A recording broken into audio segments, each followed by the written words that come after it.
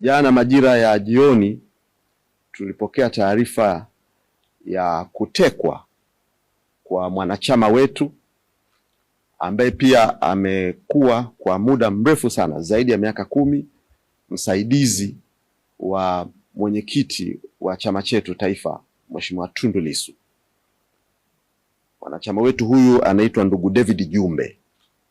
Majira ya saa 4 usiku akiwa pamoja na rafiki yake ndugu Macha wakiwa wanarejea nyumbani, gari ndogo aina ya Probox ikiwa na pikipiki 2 iliwaparamia, na kisha kutoka kwenye gari hilo walishuka watu takribani 6 ambao pamoja na kwamba walijitambulisha kuwa ni polisi, lakini walifanya tendo la uvamizi ambalo lilikuwa na sura ya uharamia. Na katika purukushani ile, baada ya kuwa wamelivamia gari alilokuwepo ndugu Jumbe pamoja na mwenzake Macha, waliweza kumchukua na kuondoka na ndugu Jumbe, wakakimbia naye na kuelekea maeneo ya Mbweni, na hadi gari hilo ambalo waliondoka nalo likawa limeingia eneo la Mbweni usalama. Ni tukio la utekaji. Tukio lililotokea jana ni tukio la uharamia, ni tukio la utekaji. Hakuna jina lingine. Na tukio ambalo limekuwa mahususi kabisa likiwa linamlenga ndugu David Jumbe ambaye ni msaidizi wa mwenyekiti wetu wa chama Mheshimiwa Tundu Lissu.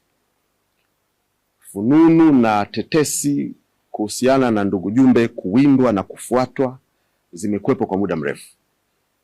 Watu mbalimbali, wengine wakijitambulisha kuwa na askari polisi, wengine bila utambulisho, wamekuwa wakienda pale nyumbani na kuweka matishio hayo, au wakati mwingine kusema tunamhitaji ndugu Jumbe. Sasa jana jambo hili limetokea. Limetufedhehesha, limetusikitisha, limetukasirisha. Huu ni utekaji, na inatoa taswira ya kwamba watawala na wanaowajibika na masuala ya ulinzi na usalama, jambo hili halichukuliwi serious. Maisha ya watu hayako salama. Pengine tunashawishika kusema sasa kila Mtanzania sasa alinde roho yake. Chunga roho yako kila Mtanzania, kwa sababu wenye dhamana ya kulinda usalama wetu hatuoni seriousness kwenye maisha yetu. Tunaweza tukasema hivyo. Sasa ndugu Jumbe ametekwa. Mmoja kati ya hawa watu 6 alikuwa amevaa nguo ya askari polisi, na wengine walikuwa wamevaa kiraia, na wakatenda jambo hili la kiharamia. Sasa toka usiku mpaka leo asubuhi pamekuwa na mambo mengi na heka nyingi. Tulipoingia hapa ofisini, amekuja ndugu Macha kutuelezea jambo hili lilivyotokea, na hakufanikiwa kuona nini kiliendelea baada ya ndugu Jumbe kuingizwa kwenye lile gari na watekaji hawa kukimbia nao. Hakufanikiwa kuona na kufahamu nini kiliendelea. Lakini watekaji hawa katika harakati za kutaka kuwakamata, walikuwa wakiita wafungwe pingu, wafungwe pingu, wafungwe pingu. Walipoondoka na ndugu Jumbe, basi wakatokomea naye huko ambako hatufahamu walikwenda naye wapi. Asubuhi tukiwa hapa ofisini, wakati tunapokea taarifa kutoka kwa ndugu Macha ambaye alikuwepo kwenye hilo jambo, aliingia ofisini kwangu Afande Ibrahim ambaye alijitambulisha kwangu anatoka kituo cha Oysterbay. Alikuja akaniambia kwamba wamesikia kwamba Jumbe yuko makao makuu ya chama hapa, kwa hivyo amekuja ili amfungue pingu, na kwamba ametoroka mahali ni mtuhumiwa. Swali langu kwake lilikuwa, umejuaje amefungwa pingu? Na swala la pili likawa, ametoroka alikuwa kwenye mikono ya nani? hiyo mikono ambayo unasema ametoroka, hao watu unawajua? Wamekwambia ametoroka? Na swali la tatu, unaponiambia kwamba ni mtuhumiwa, je, unafahamu kukamatwa kwake na anatuhumiwa na nini? Haya maswali hajapata majibu, yamezidi kutupa mkanganyiko wenye uelekeo unaoeleweka kwamba nini kinaendelea nyuma ya jambo hili.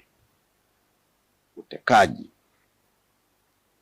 Wakati ninaendelea na mazungumzo nao, nikampigia afande ZCO, afande Mafwere, nikamwambia, ambaye nilimtafuta usiku kucha, nilikuwa simpati, nikampata leo asubuhi. Kwa afande Mafwere nikaongea naye. Kitu cha kwanza akaniambia, Golugwa, nimeambiwa Jumbe yuko hapo, amefungwa pingu, hizo pingu ngumu sana, mtoeni afunguliwe pingu. Nikamuuliza, afande Mafwere, umejuaje amefungwa pingu? Maswali haya. Sasa ndugu wa Tanzania wenzangu, baada ya mahangaiko yote hayo, tunamshukuru Mungu, na nipende kuwajulisha kwamba asubuhi hii familia yake, mke wake amenijulisha kwamba Jumbe amepatikana. Hivyo ninalisihi jeshi la polisi, ambao ninyi ndio mmemfunga pingu, ninawaomba ndani ya dakika 45 nendeni nyumbani kwake mkamfungue pingu mlizomfunga. So afande Mafwere, afande Ibrahim, ndugu Jumbe amepatikana, yupo nyumbani kwake.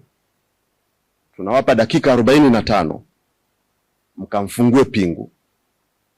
Ni pingu ngumu kweli, na zimembana, zimemuumiza mikono na kumjeruhi.